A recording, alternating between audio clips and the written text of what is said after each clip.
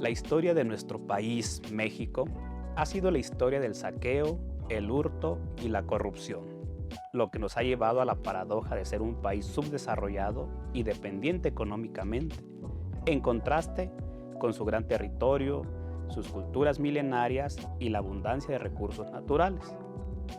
Durante 300 años fuimos colonia de España y víctima del saqueo más grande de la historia.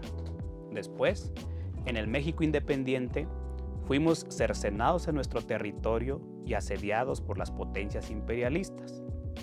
Esta es la historia más común y fatal que hemos vivido, y pareciera que los mexicanos estábamos destinados a padecerla. Pero en los años 50 y 60 del siglo pasado, vivimos el conocido milagro mexicano. Fueron décadas en que la economía creció a más del 6% y la inflación se mantuvo alrededor del 2%. Por tanto, el Producto Interno Bruto per cápita creció al 3% anual. Fueron años que se caracterizaron por la disciplina macroeconómica, las grandes inversiones en infraestructura y obras públicas, así como medidas proteccionistas a la incipiente industria nacional. También se expandieron los servicios de salud, educación y comunicaciones.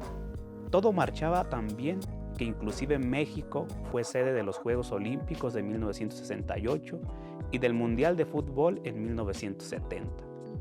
Pero mucho de este crecimiento económico se debía a la larga fase expansiva de posguerra del capitalismo mundial, es decir, por la necesidad de expansión económica de las potencias mundiales, las cuales, en la nueva División Internacional del Trabajo, nos asignaron el papel de productor de bienes de consumo duradero y parte de la maquinaria de la primera y segunda revolución industrial, mientras ellos transitaban a la tercera revolución científica y tecnológica.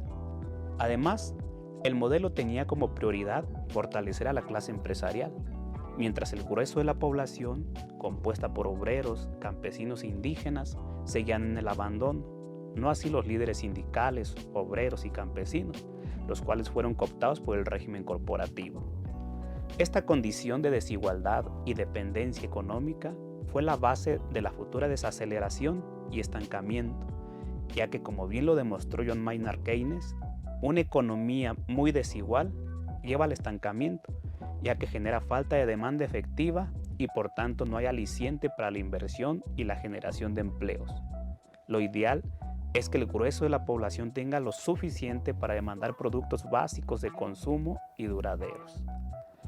A la par que la desigualdad, la dependencia externa estaba descapitalizando a la economía nacional, ya que cada vez era necesario importar más bienes de alto valor tecnológico.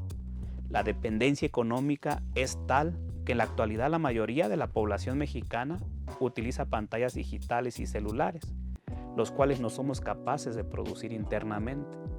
Por ejemplo, un botón. En los años 40, la televisión funcionaba con los famosos bulbos, los cuales producíamos internamente, pero después de los 50 llegó el transistor, en los años 60 los circuitos eléctricos y en los 70 los circuitos integrados o chips. Hoy en la actualidad utilizamos el microchip y se avanza al biochip, que funciona con tecnología mixta de la industria digital e informática y la neurológica. Pues todo esto último ya no lo producimos, por tanto tenemos que importarlo.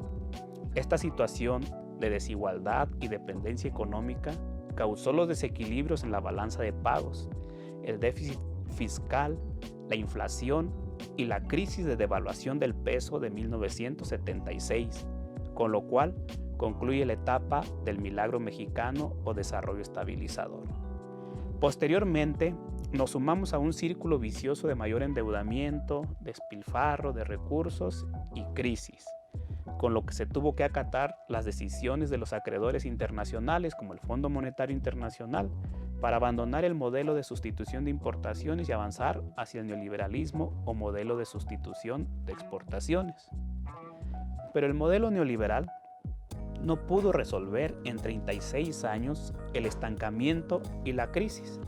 Así tuvimos en 1982 la crisis de la deuda, en 1994 la crisis bancaria, en 2001 la crisis del déficit de la balanza de pagos, en 2009 la crisis global del capitalismo etc. Habrá que decir que el famoso milagro mexicano tuvo su antecedente en las medidas revolucionarias del general Lázaro Cárdenas del Río, el cual simplemente ejecutó los mandatos constitucionales plasmados en la Carta Magna de 1917 y que eran el reparto agrario, el derecho a la salud, a la educación, al trabajo y la responsabilidad del Estado de garantizar el desarrollo económico de la nación.